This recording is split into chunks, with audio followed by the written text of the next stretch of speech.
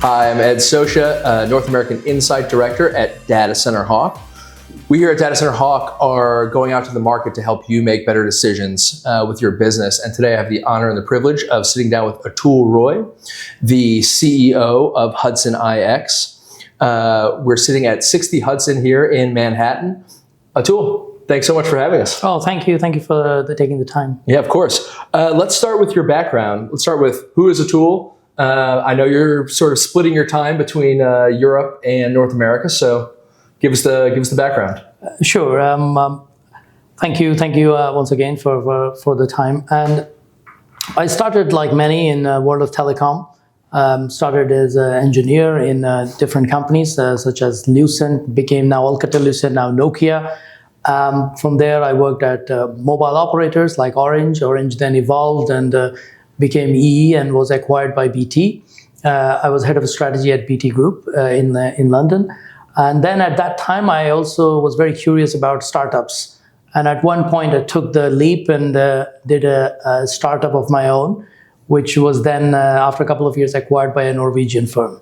At that stage, I was debating whether to be a serial entrepreneur, try something again, or go back to corporate. At that time, someone I admire is Stephen Marshall, president of American Towers, took retirement, and he joined Cordiant, a private equity firm, to start its digital arm. And he was setting up a team with half industry and half private equity individuals. So I decided to join him in that journey as the half which comes from the industry. I'm one of the MDs in Cordiant, and Hudson Interexchange is Cordiant's data center, one of the data center in the portfolio. It's going through an expansion. So in that phase, I was moved here. I'm currently CEO of Hudson Interexchange in New York City. Wonderful. That's quite a resume. Well, so, Atul, while we sit here, this is no surprise to anyone. Hudson IX here at 60 Hudson is one of the most famous connectivity hubs, interconnection, or carrier hotels, however you want to phrase it.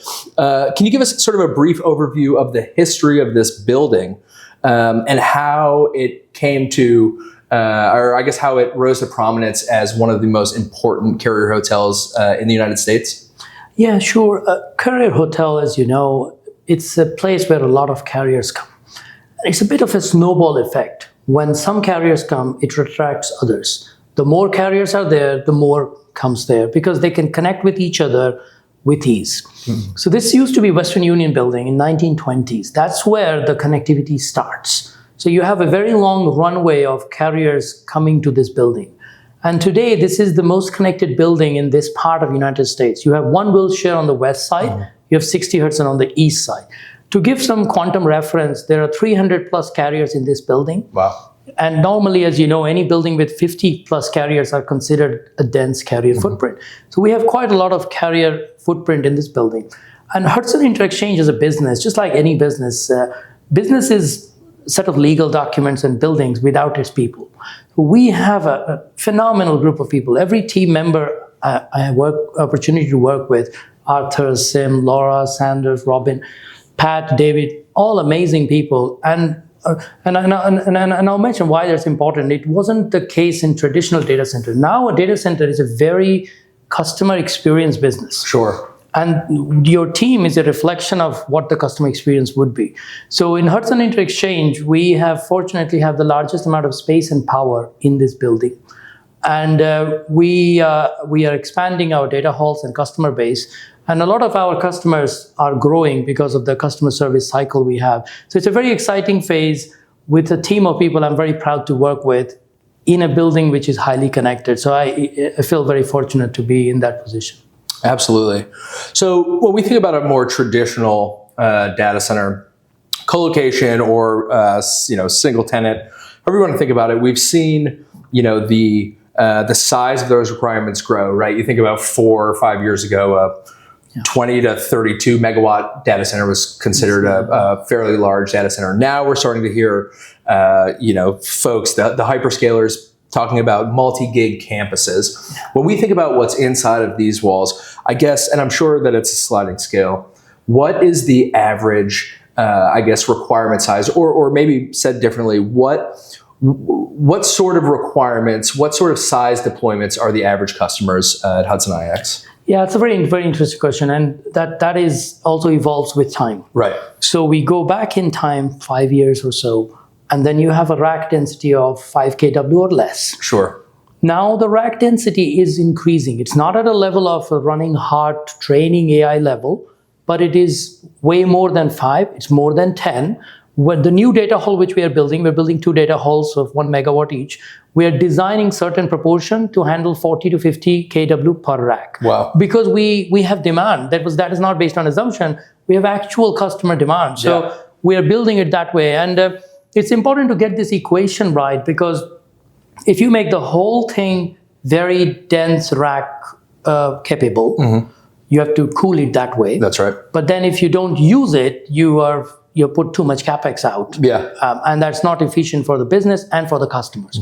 But if you do it too little, then your existing customer cannot grow. So this is our top priority, that whatever our customer roadmap wants, we will definitely cater that, in addition to external customers, because we want to maintain really good and customer experience. Because as the customers are growing, they need more and more remote hand type services. Yeah. That's why I said the team is very important. Of course. So the footprint has grown over time, not at the level of the theoretical 100 or 200. Sure. No, it's not immersive cooling level. You could get to rear door heat exchanger if needed, but we could cool it comfortably. We also own all our cooling towers, so we have a lot more control in this building. So we can cool things easily up to 40, 50 without needing any of the additional cooling infrastructure. So it sounds like your team is very nimble in your ability to meet the requirements or meet the demands of tenants who are here today, and also sort of see down the road and what's coming on, like you're describing this high density compute. And they're also very, two other reasons why. One is the virtue propagates, the right virtues propagates, but also there is just virtue is not enough. There is engineering knowledge. So the engineering team we have here is the same team which has been around this infrastructure for 10 plus years. So they know this infrastructure incredibly well. And also they are following because we support that activity, they're following the latest and greatest trend. Like we would like to bring in quantum compute if we can. Sure.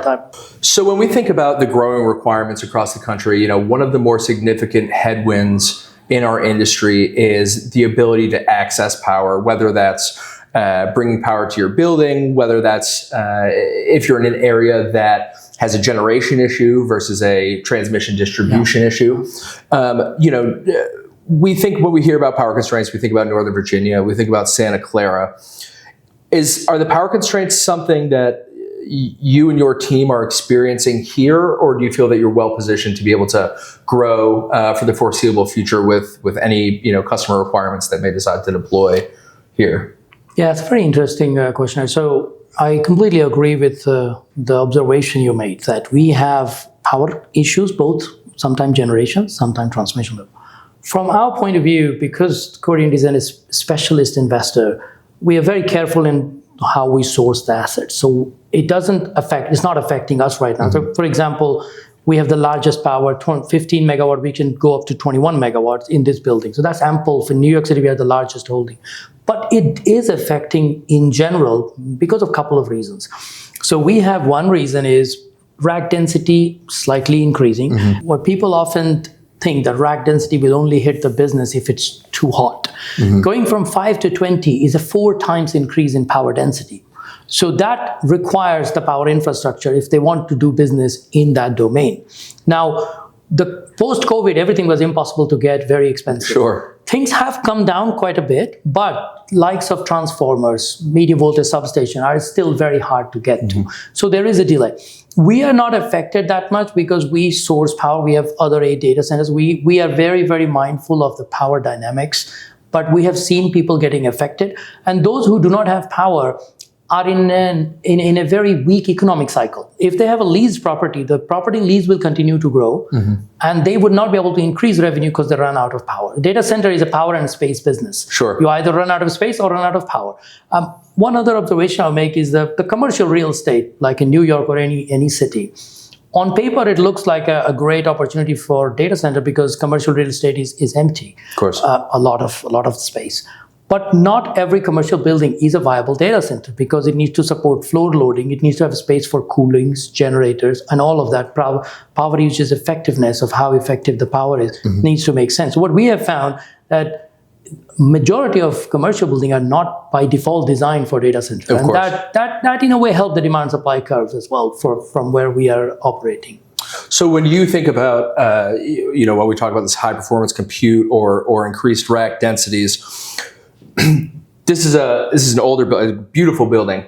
Do you have to? Are you continuously rethinking the structural side of things, or retooling sort of the MEP, or do you think that the bones that you're working with are great, and you're concentrating more on the white space and understanding, hey, if we have a 40 to 50 kW to the rack, what does that mean in this small space, or you kind of have to think about it in the big picture? Does that make sense? That makes perfect sense. So scale and big picture is key here. Mm-hmm. So this building, if you pick a small operator, the small operator installs small generators.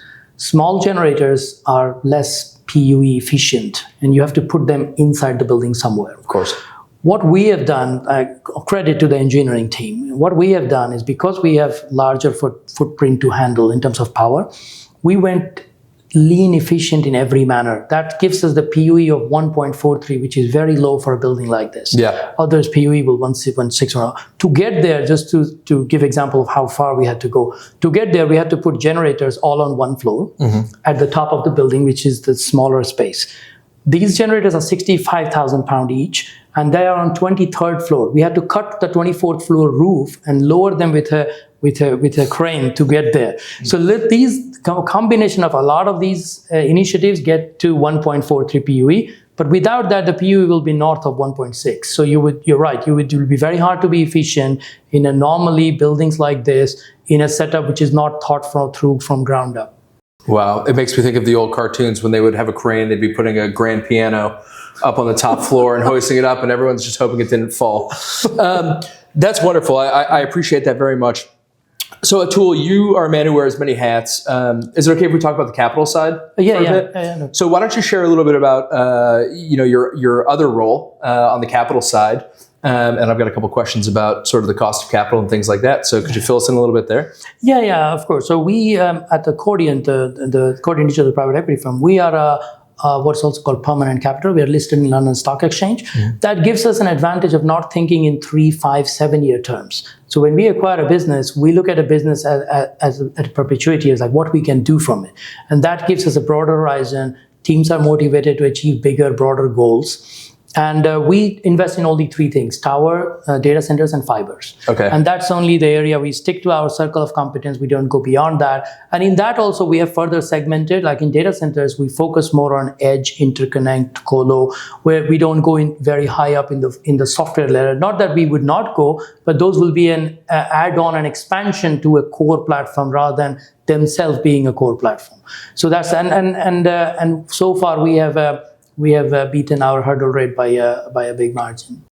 So you mentioned edge, which is a buzzword, tends to sound somewhat pejorative, but the edge is, I think if you ask 10 different people for 10 different, for the definition of edge, you'd get 10 different definitions. Correct.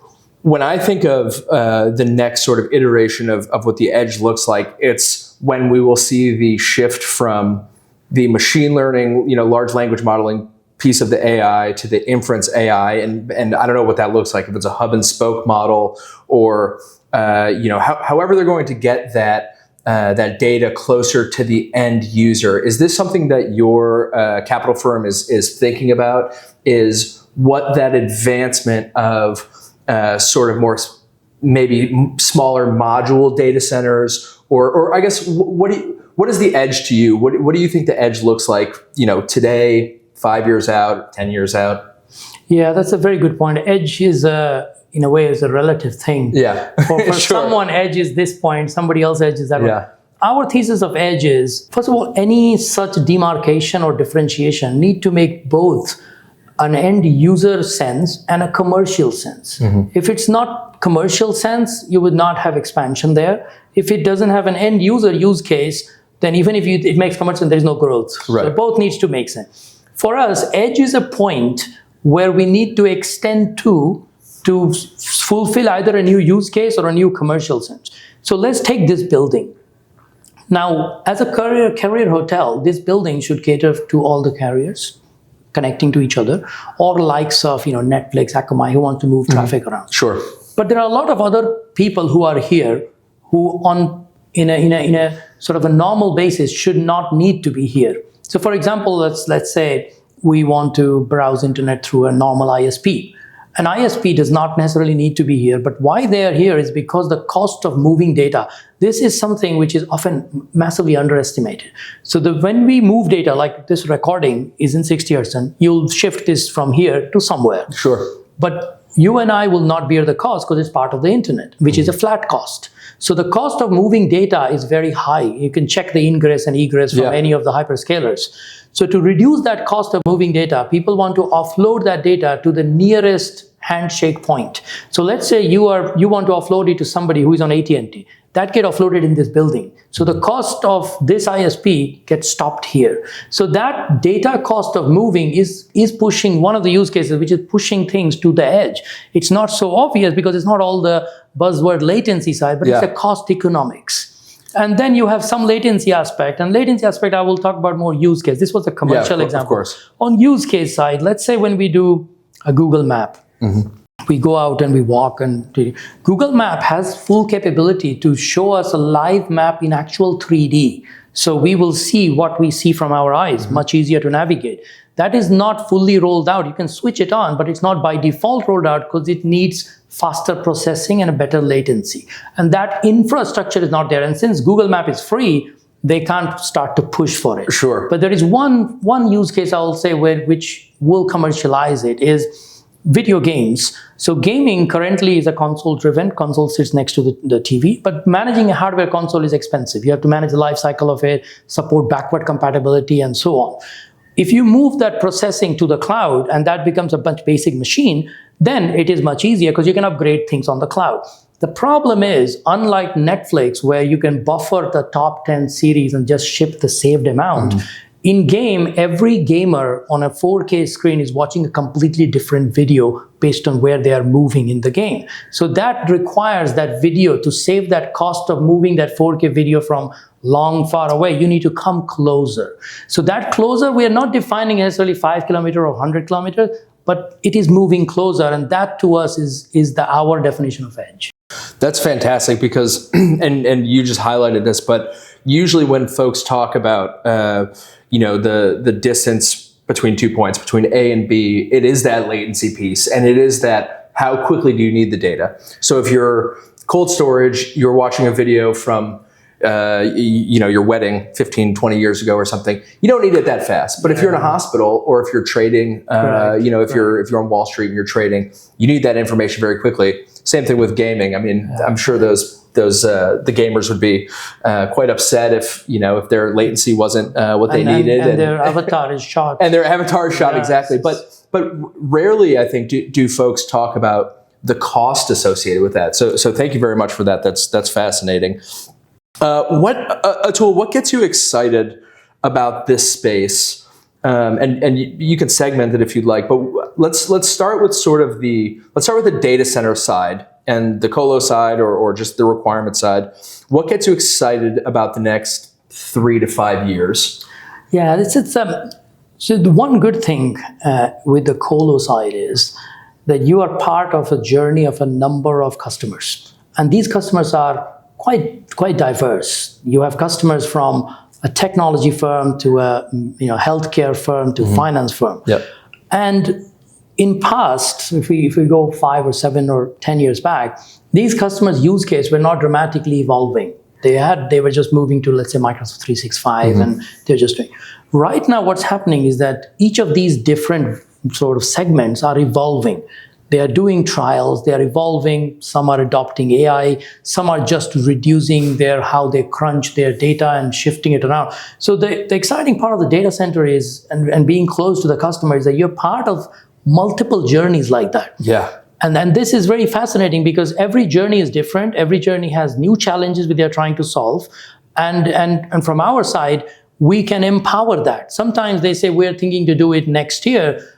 Can you plan accordingly? Yeah. And sometimes we are able to say, we can do it in 6 months if you would like. And normally we don't think they will come back and say, oh yeah, let's do it in 6 months. But there is equal excitement on their side, and they come back that we do a trial in 6 months. So this is an exciting period to be. And AI is very, very much talked about terms. Sure. But if you peel it under the hood, what it is trying to do is trying to solve complex problems fast. Right. And the more complex problems are solved faster, the more use case will evolve. So it's an enabler to more use cases. And then being part of that journey is very fascinating. And I think it's not in 3 years, but beyond 5 years, we'll see a lot of quantum mechanics kicking in, which will solve it even faster.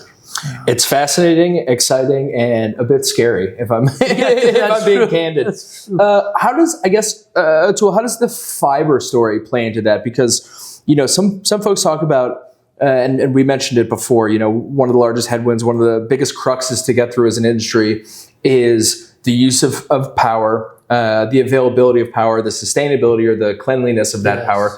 But few people talk about the sort of marriage of fiber and the growing requirement sizes and just the amount of data that's traversing these fiber lines. Do you think that the compute side, the data center side, the growth there is outpacing the deployment of fiber? Do you think that, historically fiber routes have run along railroads and things of that, along those lines? But when we think about how the deployment of data centers around, let's just stick to the United States, they're becoming more location agnostic, dependent upon the requirement, if it's latency sensitive or latency agnostic.